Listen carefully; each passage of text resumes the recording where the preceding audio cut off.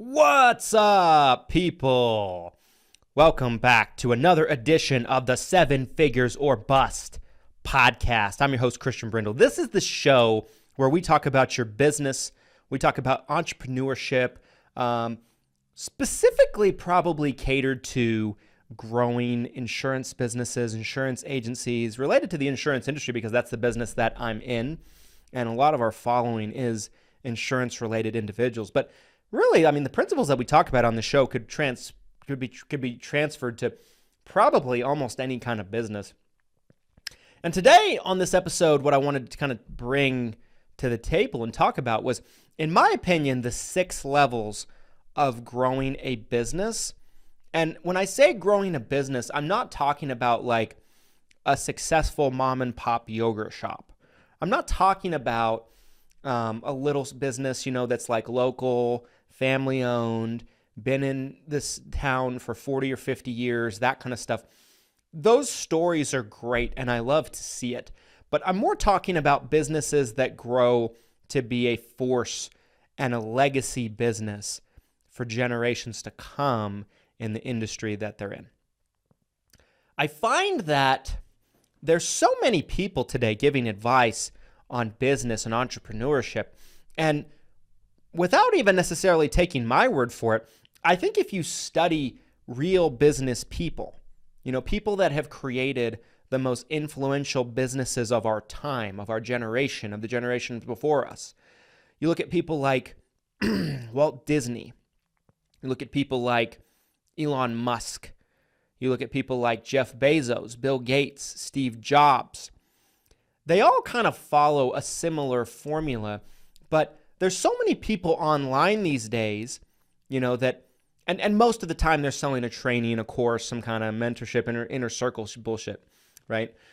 But they're always preaching things like, and they're really marketing these ideas to people that don't have a pot to piss in. They don't have 2 nickels to rub together, right? So they're not people that are in any position to try to get to like the finish line, right? Like I talk in this episode, I'm going to talk about the 6 levels of business. And I almost think about it like if you've ever played video games, which most people probably have at some point in their life. When you play a video game, you have levels in the video game. And each level, you have a more complicated problem that you need to solve than you did in the level before. And business is the same way.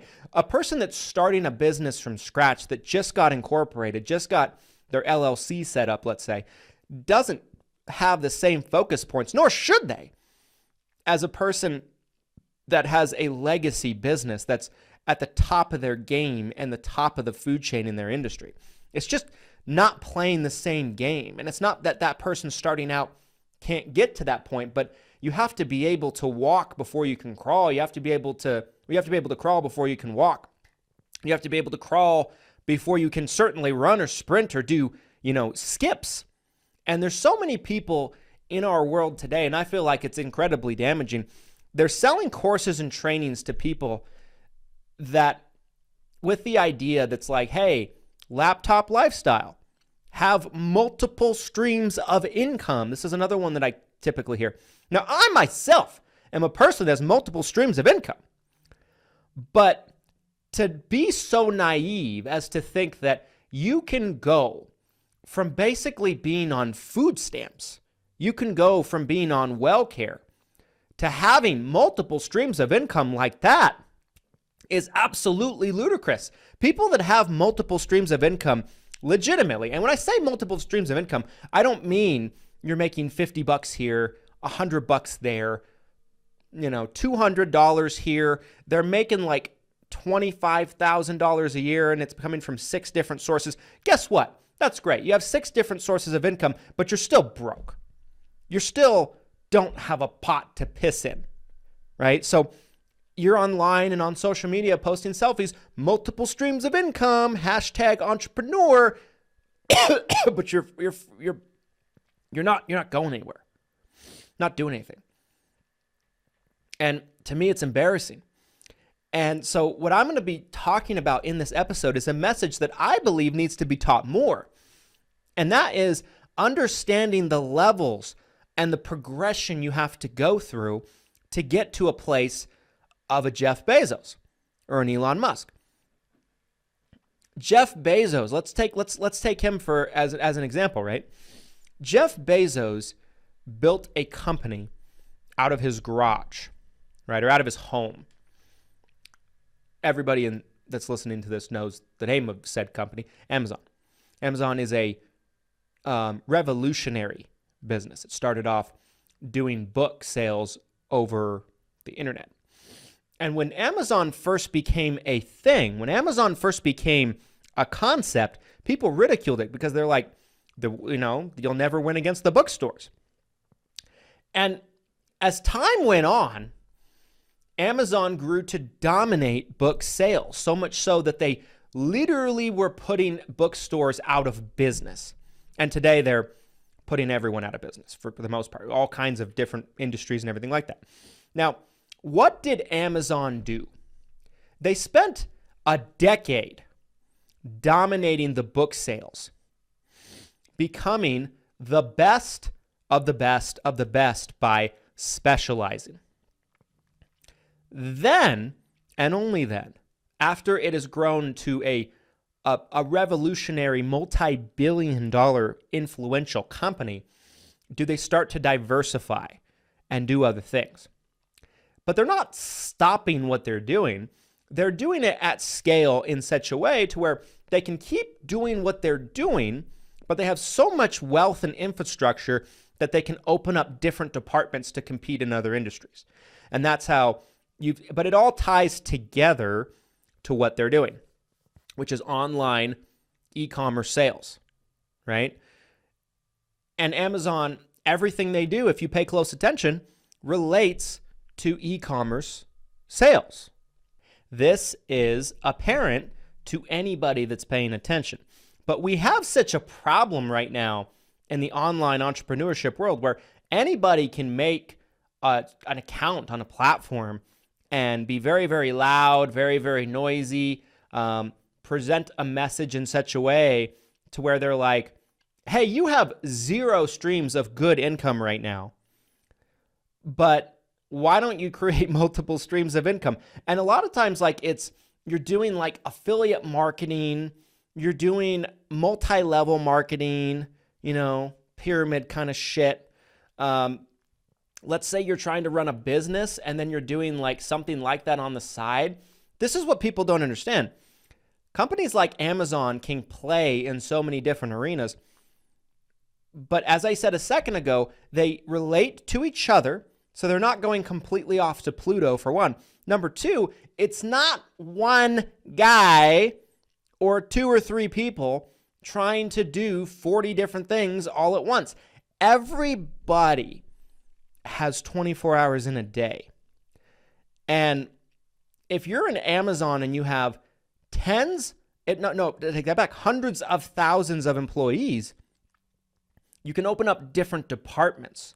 As I said earlier, wealth, infrastructure to be able to enter different arenas to play.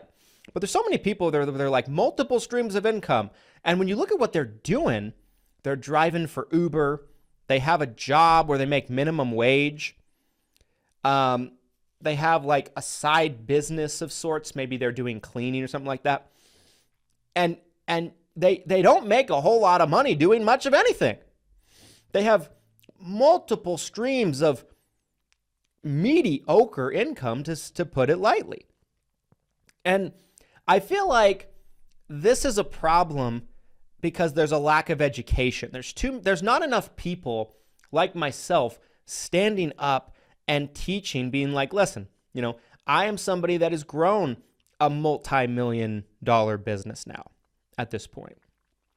I'm somebody that's grown an incredibly influential business that has impact in my industry to this point. And so I have the credibility to speak on this. And I have made mistakes in my career early on when it was just me. I didn't have any team members. I didn't have any staff. I didn't have any employees. I didn't have any infrastructure, to where I was trying to do like side gigs and side hustles. And guess what? They cost me hundreds of thousands, if not millions of dollars over the years trying to do this early on. So it comes from a place of experience and understanding. I pity the people that fall into these traps. But I'm telling you right now, the best thing you can do is find something with A, unlimited potential. That's why I do insurance, unlimited potential. And 2, stick to it, laser focus on it, become obsessed with it, and grow it to the sky. And we're going to go through these 6 different steps of building a business and what your focus should be and how your focus can change as you go. And if you look at any great business person or great business mind, this is the 6 steps that every single one of them took. So the first step in anybody's journey of growing a business or starting a business is starting. Level number one is starting from scratch. What does this mean?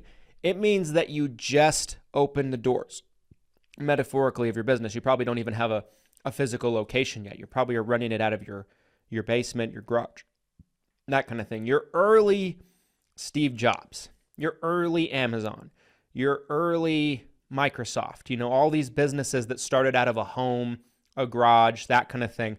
You're starting from scratch. And when you're at level 1 and you're starting from scratch, and this is where most people never get past, by the way. Most people never move past level 1 to even level 2. And why is that? Well, it comes back to what we were talking about a second ago. It's their lack of focus. There's so many people that cannot, their attention span is this big, and they cannot focus on any one thing. They have what I would call shiny object syndrome. So let's say you're doing business A, and this is what you've decided to do for yourself. You're all in. But a month later, you decide that you want to start doing business B part-time and splitting your time between business A and business B because you want multiple streams of income because some guy on YouTube or in the internet said you should. This is the biggest reason why most businesses fail, in my opinion. It's a huge problem because people can't see more than, what's in front of them. They don't understand let's say business A and B both have lots of potential. They both are great businesses. Let's just say that. Let's make that argument. But by not putting your time into one or the other, remember when you're first starting a business, everything that happens is because of your own blood, sweat, and tears because you have no clients, no reputation, no brand, no infrastructure. Everything is happening because you're getting out there and you're hustling. And there's only 24 hours in the day. You are only one person. I've always heard people make arguments to me about this. They're like, well, I can spend 2 hours a day on this, and this is time I wasn't going to be spending towards business A anyway. And my response back is, why the hell not? If you have extra time to work on something else, why wouldn't you put it towards business A? It's a compounding effect. All the effort you put into business A is compounding. And by taking your attention and your effort and putting it into business B, you are then letting that momentum that you've actually built up through the time that you put into business A, you're letting it die down a little bit.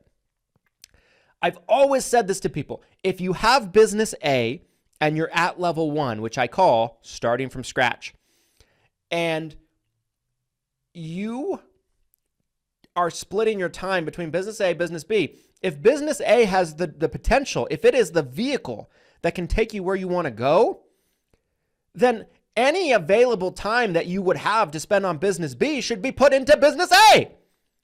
It's the most simple concept that you can possibly find. But you would not believe how many people don't understand this. And it's what prevents people from ever making it in business, understanding this concept. Can you imagine if Jeff Bezos is starting Amazon? That's his business A. And he goes and he's driving for a taxi cab company like after 6 o'clock. So he does Amazon from 8 a.m. to 6 p.m. And then he goes and drives a taxi cab company from 6 to like 11. How stupid would that be? It makes no sense. But this is what people are doing. They're driving for Uber. They're doing this. They're doing that. Now, if you don't have money to pay your bills, like if you don't have money to pay your rent and you need something quick, like you need a side job, something like that, that is different. I understand it. But so many people that have a reliable and great future in business A will go off and try to do a business B. They're doing affiliate marketing. They're doing multi-level marketing, a commission-based thing, to where business A is also a commission-based thing. Like what the hell, guys? What do you think you're doing? You're spreading yourself out and you never get any momentum anywhere. And then you flame out and you get a job. That's what happens. There's no shame in having a job, by the way. There are so many great jobs out there that are great opportunities for people.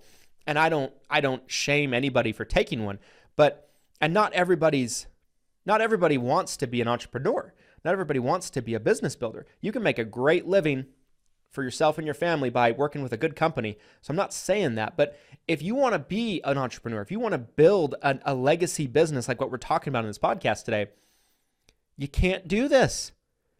Laser focus, and you start from scratch and you hustle. That's step one for level one. Level two is going to be making a name for yourself. So once you've started to hustle, you're acquiring clients, you have some revenue coming in. Now it's time to make a name for yourself, because you know what? Hardly anybody knows who you are. You're the new kid on the block. Nobody knows who you are right now.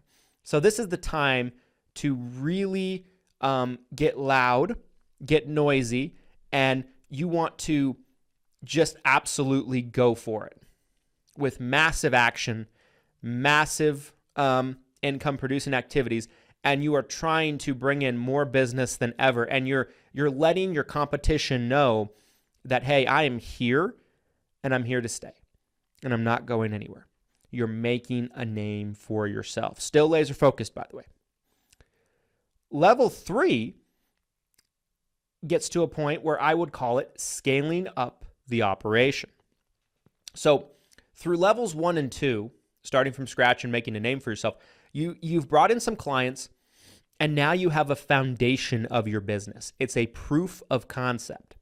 So through this proof of concept, you know that your business works, for one. You know it can be profitable, and you have a foundation built up, and you're starting to develop a bit of a reputation. Scaling up the operation is by, once you have a process in place, you know that it works, you are then duplicating. You're duplicating yourself by bringing on team members. You're hiring people. You're increasing your ad spend, your marketing spend.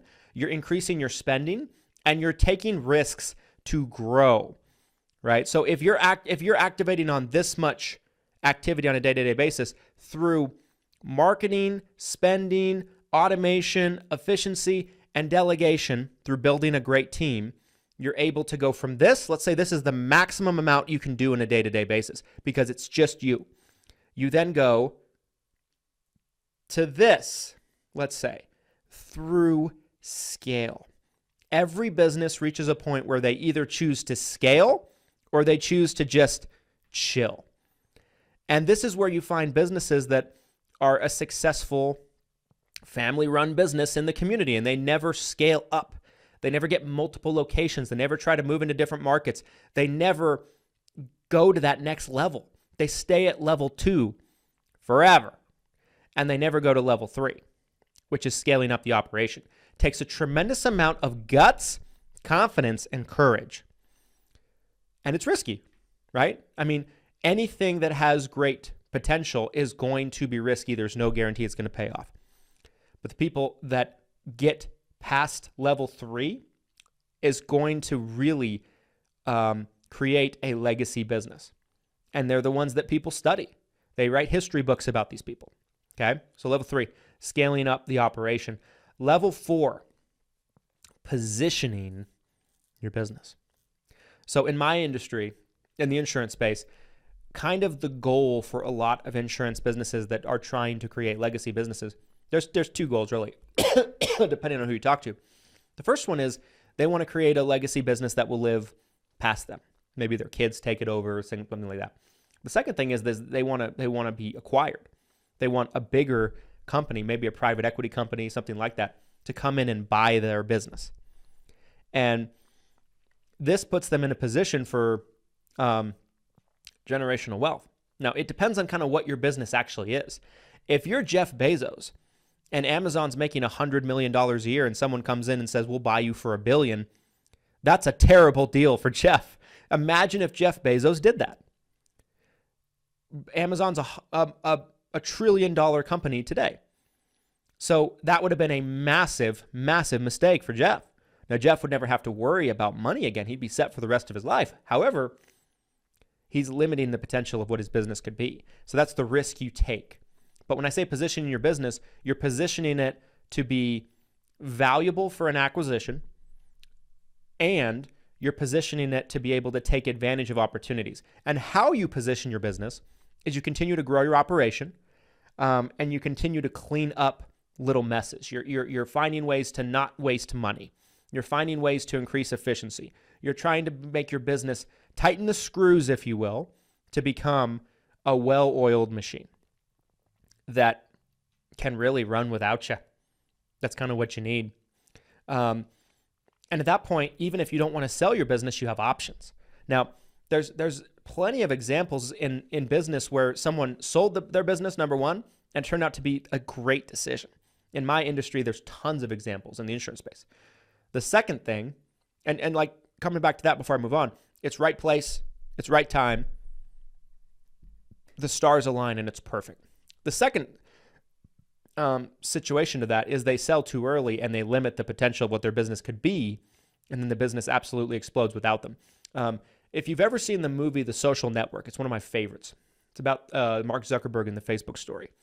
And it's a great movie. It's definitely Hollywood and dramatized of the exact story of what actually happened.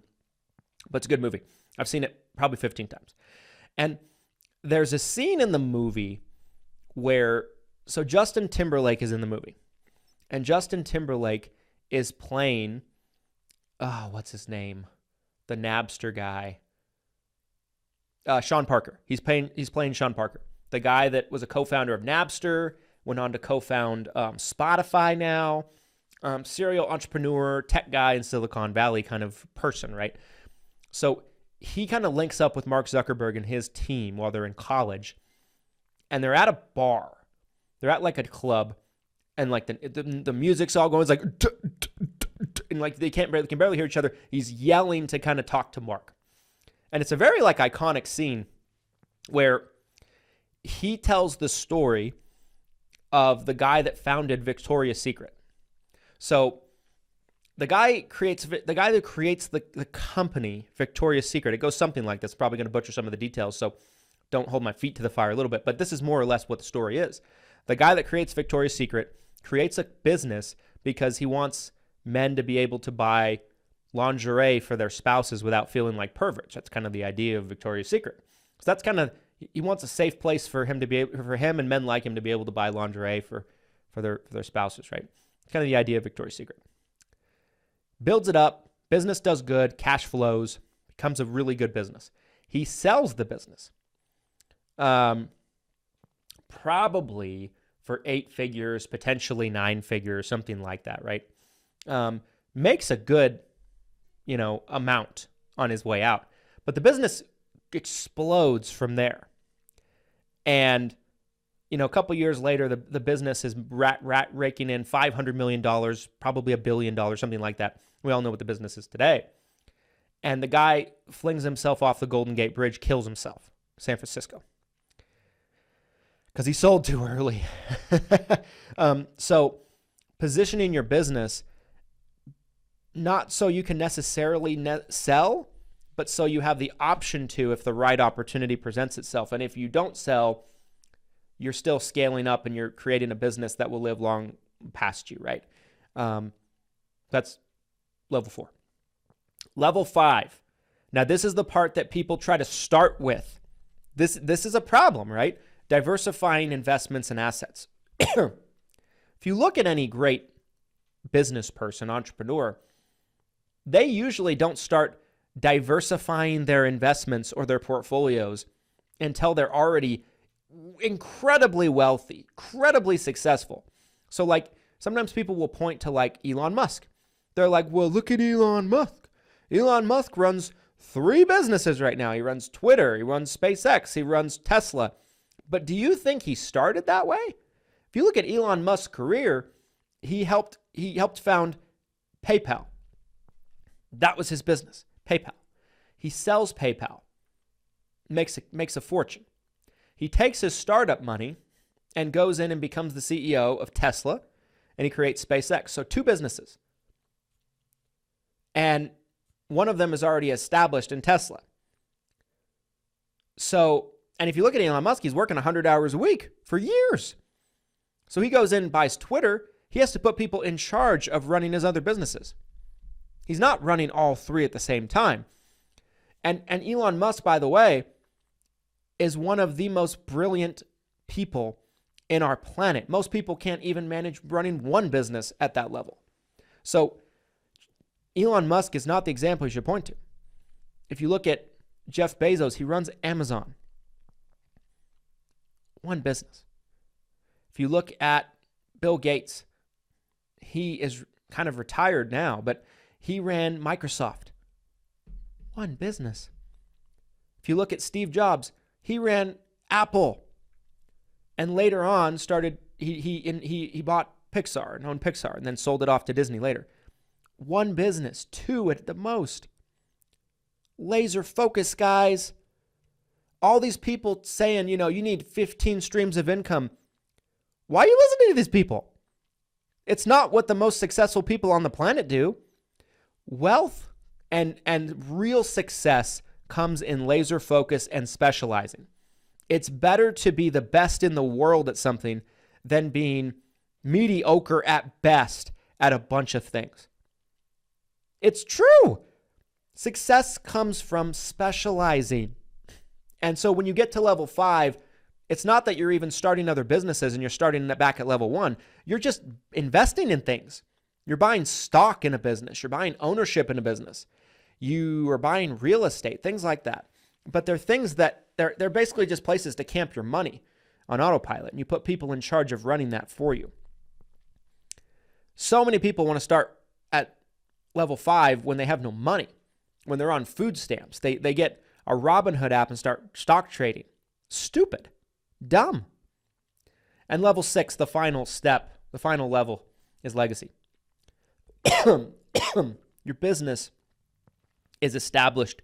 It will be remembered forever. It's a force to be reckoned with in your industry. And you have options. You could either sell it, walk away, never have to work again. You could have your kids take over, run it. You can just enjoy the rest of your life. And you have a legacy forever.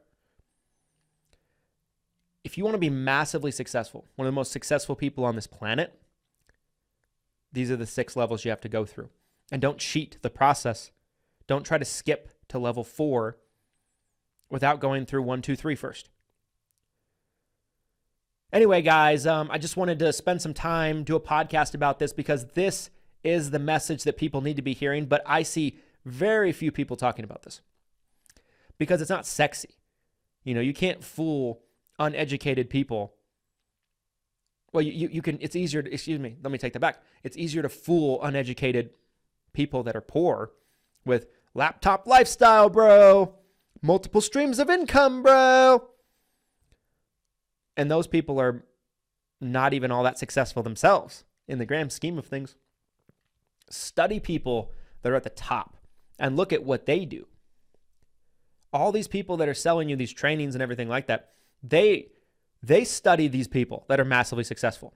And so they say they're studying these people and they're not even teaching you to do what they would do. They're teaching you to do what makes them more money by buying into their trainings and, sexy, clickbaity, that kind of thing. But they're selling level 5 and 6 without really even teaching you that you need 1, 2, 3, 4 first. So understand these 6 levels to growing a legacy business. And there is no cheating. Nobody has ever done it without going through all 6 steps, all 6 levels. As I said earlier in the episode, think about it like a video game. You have to beat the boss in level 1 before you can advance to level 2. And then level 2 is a little bit harder than level 1. And then you go to level 3, and level 3 is a little bit harder than level 2 and 1 were. And it just continuously gets more complex, and it's more complicated problems that you have to solve and more complicated bosses you have to beat. Such is true in business. So understand that, and understand that's what the most successful people on this planet, the roadmap and the blueprint that they live by. You can see it time and time again if you study what they actually do. So my advice to you, if you want to be a business owner, if you want to be an entrepreneur, go all in, laser focus on your business. Because if you're trying to do all these different things at once, you'll never get any traction or momentum with any one thing. And if you do diversify later on, it should be diversification that you can either plant your money in and just set it and forget it. You don't have to work on it all the time, or it should be related to your business. It can be like another branch of your business, right? So that's my advice to you guys. Understand what the billionaires and multi-billionaires do and reject all this silly nonsense teaching that goes around these days. Anyway, guys, if you enjoyed this episode, please do me a favor. If it lets you leave a 5-star review on the platform that you are listening to us on, please do so. It helps us so much in the ranking and the algorithms, helping people find our podcast more easily. If you're watching on YouTube, thank you. Please like, comment, and subscribe. We put out multiple videos every week that help you grow your business, specifically tailored to insurance agents, but I think it can be used in multiple different lines of business. So if you're not in insurance, that doesn't mean that we're not for you. Anyway, guys, thanks so much for listening. Happy building. And we'll see you at the top. Thanks a lot, guys. Later.